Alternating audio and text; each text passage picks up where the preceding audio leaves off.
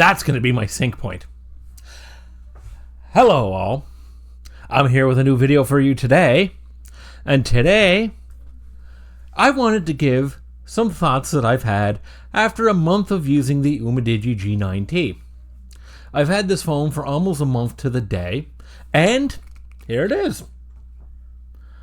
You know what? I've been using this phone for a month now, and I have to say, I really, really like this phone.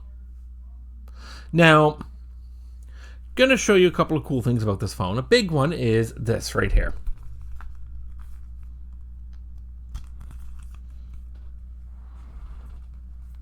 Yeah, make sure I get that in the camera. Probably a little out of focus. I'm pretty new at this stuff. So, it comes with a case. The back is still almost looks brand new. And it comes with a pre-applied screen protector.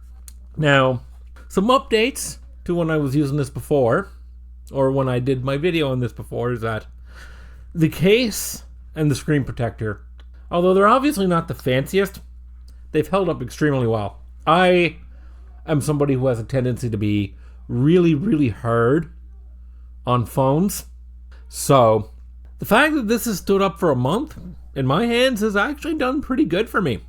The other thing I wanted to comment on is the speed, because I was actually quite worried that this phone would be laggy and slow, and it's not.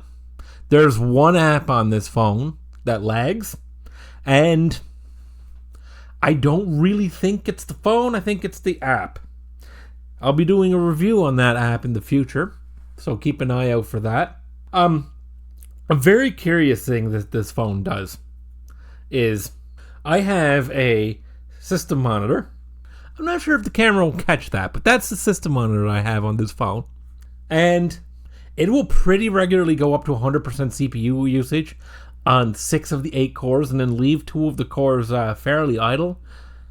But while it's doing this, it's not slowing down at all, which I thought is kind of interesting because I've never really seen a computer, frankly, of any kind that really works like that before. No, most of the time, every other time I've seen a computer hit like 100% CPU usage on most of its cores, it's slowed way down. But with this phone, it doesn't. I don't know if there's something different that they did with the processor design or what, but hey, it means the phone stays fast.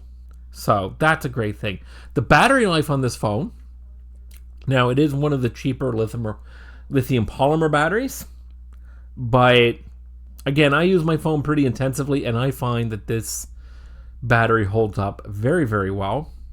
It doesn't have fast charging or anything like that, but in my use case, fast charging, I don't care, to be honest with you.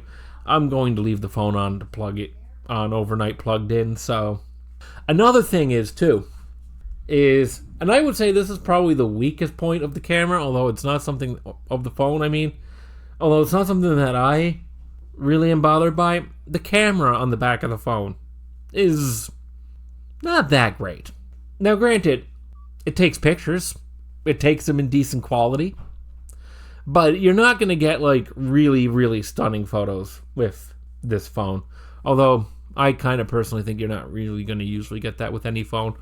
The sensors in phones they're not really that good for that. Even if they do have like 10 million megapixels. But that's an aside.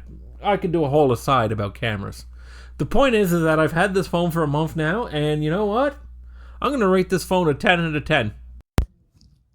So in conclusion here, I want to give you guys just a very, very quick close-up of this phone, because you didn't see it terribly well a minute ago. What I was talking about here is the case. Came with the phone. Very, very well-designed case for the phone. And it comes with a nice, smooth aluminum body, which frankly has held up extremely well. Still looks almost brand new. So, in conclusion, again, I rate this phone very highly. I give it a solid 10 out of 10. Great for the price point. Don't forget to like and subscribe, and pray every day.